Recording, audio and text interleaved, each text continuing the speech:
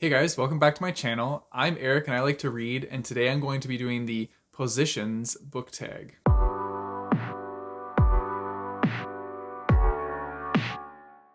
So in case you guys didn't know, the Positions book tag is actually a book tag themed after Positions, the new Ariana Grande album. And this was created by Rachel over at Let Me in the Library. So I'm going to link her original video down below. I was tagged to do this by Steph from Coffee Over Apples, so I will also be tagging her video down below as well.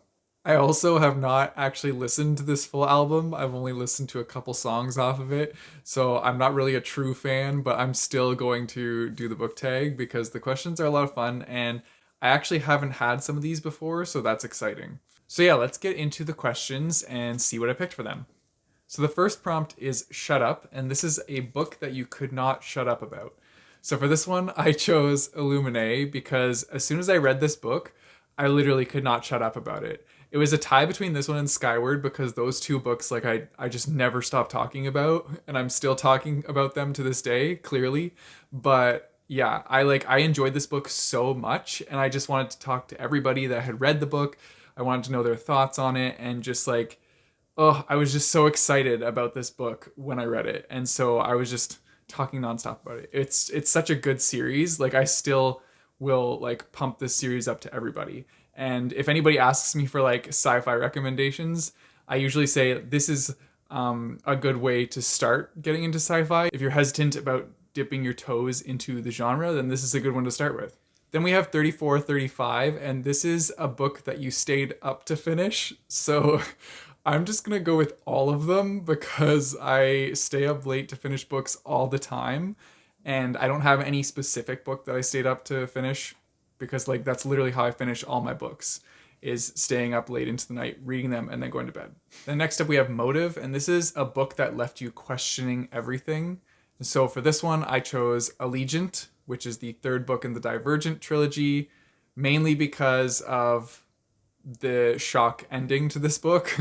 I was not expecting that, and so that left me questioning a lot of things. I will say I did enjoy the way it ended, as opposed to a lot of people who do not like the ending to this series. I thought it was actually pretty well done, and after reading it, you like go back and think about different things in the book that like tipped you off to what was going to happen, and I thought that was really cool. So yeah, that's why I chose this one. Then we have Just Like Magic, and so this is a book with some of your favorite tropes in it. And so for this one, I chose the Wizard Heir because it has the mentor trope in it. It also has the school trope in it, and I really enjoy both of those tropes. Also, overall, this book was just like really good, and it's kind of funny that like the prompt is called like it has the word magic in it because this book is like all about magic. So, yeah, I really enjoyed this one. This is actually the middle book in a trilogy, so if you're wanting to read this one, you should probably read the Warrior Heir first, and then you can dive into the Wizard Heir. I also liked this one because this book specifically had some of my favorite characters in the whole trilogy in it, and yeah, so that's why this one kind of took the cake for that. Then next up we have Off the Table. And so this is a book that raised your standards. And so for this one, I chose not a book, but a whole series. And I chose the Percy Jackson series because this raised my standards for middle grade books and how much I want to get out of them. This one, I think this series was done very well. And so now when I like go into middle grade books, I'm expecting something like this. And I know like I shouldn't do that because this is like a specific case, but like I don't know, it was just a really good series. I really enjoyed it and thought that it was really well done, and now like that's what I want every time I pick up middle grade now. Like granted I don't read that much middle grade to begin with, so yeah, I need to explore more middle grades because I'm sure that there are some other ones that are like this that are really good, or other ones that even might be better than this one. But I will say that this did raise my standards for that genre. Then we have 630, and so this is a problematic book that you love anyway. And I don't know if you would like classify this as problematic, but I chose Red, White, and Royal Blue. And the reason I was thinking it was more problematic is because the way that the royalty is portrayed, especially like the British royalty, was not done exactly like it should be. And I know that some people complained about this because it did not line up with what is actually like fact. Mind you, this is a fiction book, so like I don't see the problem here. But I did really enjoy the book, and so yeah, that's why I chose this one. It was a steamy romance between a British prince and a president's son, so I was like, yeah, this is interesting. I like this. Let's see where it goes. And it was a good book. Then we have Safetynet. And so this is a book that you thought was immediately a 5-star read. And so for that one, I chose Black Flamingo. I actually just read this very recently, and I knew probably about maybe 15 to 20 pages into this book that I was really going to like it. And it was a 5-star. And yeah, it was such a good book. This is told in verse, so it's very easy to get through. And it's all about the main character, Michael's life. It like spans from when he's like 6 years old to when he's in his early 20s, and talks about all the different things he has to go through growing up as a black gay man. And then he gets into drag and finds some sort of solace in that. And it's just, it's a really like enriching story. And I had a great time with this book.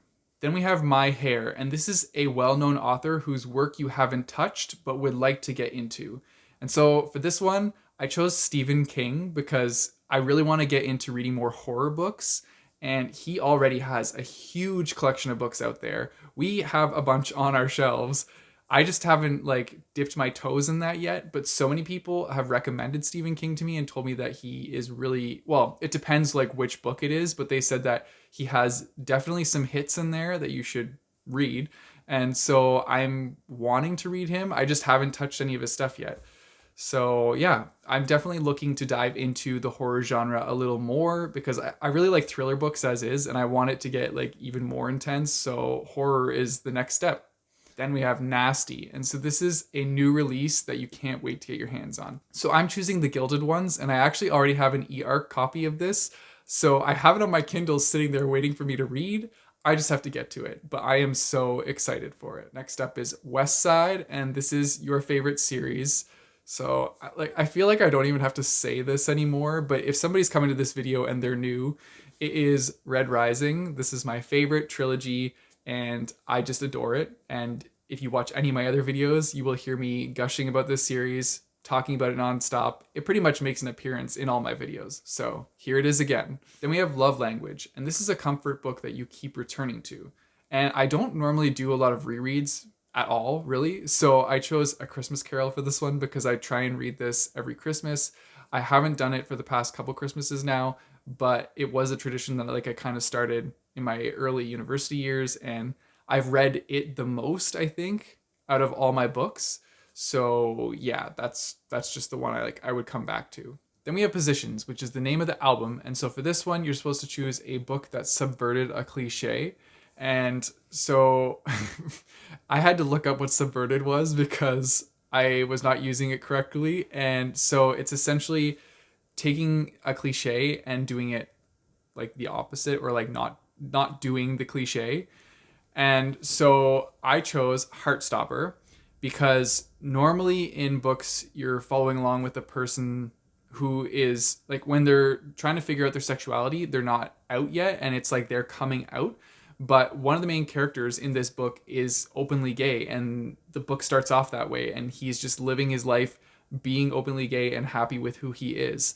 And I think that was really enlightening and like nice to see in a graphic novel. There are so many good things I can say about this series. This is only volume 1, and this series just has so many positives to it. It has excellent LGBTQ plus rep in it, which is fantastic. And yeah, I strongly recommend this to everybody to pick up because it's such an adorable read. Then next up is Obvious. And so this is a book you liked from a genre you don't normally read. So for this one, I chose Can I Tell You Something? And that's because this is a poetry book, and I don't normally read poetry, but I enjoyed this one because if you go through the book, it has like these really cool illustrations in it that tie in with all like the different poems. And so I thought that was really cool that it gives you like a visual representation of like the effect or emotion they're trying to get across to you. And so that was really cool. And I actually got this through my blog. The author sent it to me. So that was like a cool thing that came out of the blog. And yeah, so that's what I chose for this one. Because like I don't read poetry that often, but like I did enjoy this one. And then lastly, we have POV. And so this is a book that you would like to read, but from a different point of view. So for this one, I chose the Hunger Games, but I would want to see it from Peeta's perspective instead of Katniss's perspective, because a lot of things happen to Peeta that we don't get to see while Katniss is off on her own in the forest, like hiding from all the other people. And so I think it would be interesting to see his life in District 12 and how he feels going into like the Hunger Games, and then how he fares in the Hunger Games on his own before him and Katniss meet up. I think that like would be really cool to experience, and I don't know, just see his point of view. I wanted to pick other, well, there were some other characters that I considered picking, but I think that his is more like fluid throughout the whole series, and so like that's why I would want to see what he's thinking, because he goes through so much during this trilogy. And that's it for the book tag. I actually had a lot of fun doing this one. There were some very interesting questions in there. I'm not going to tag anybody for this one because I've been doing a lot of tags lately and tagging people, but I will have all the questions down below with the information so that if you want to do this tag as well, you can just grab it from the description. And that's it for the video, guys. If you want to support me, I have a Patreon and a Coffee page, which I'll put in the description down below. You know the drill. Don't forget to like and subscribe. Hit that bell notification button so you get notified when I post videos. I post my videos on Mondays and Thursdays. And until next time, keep on reading.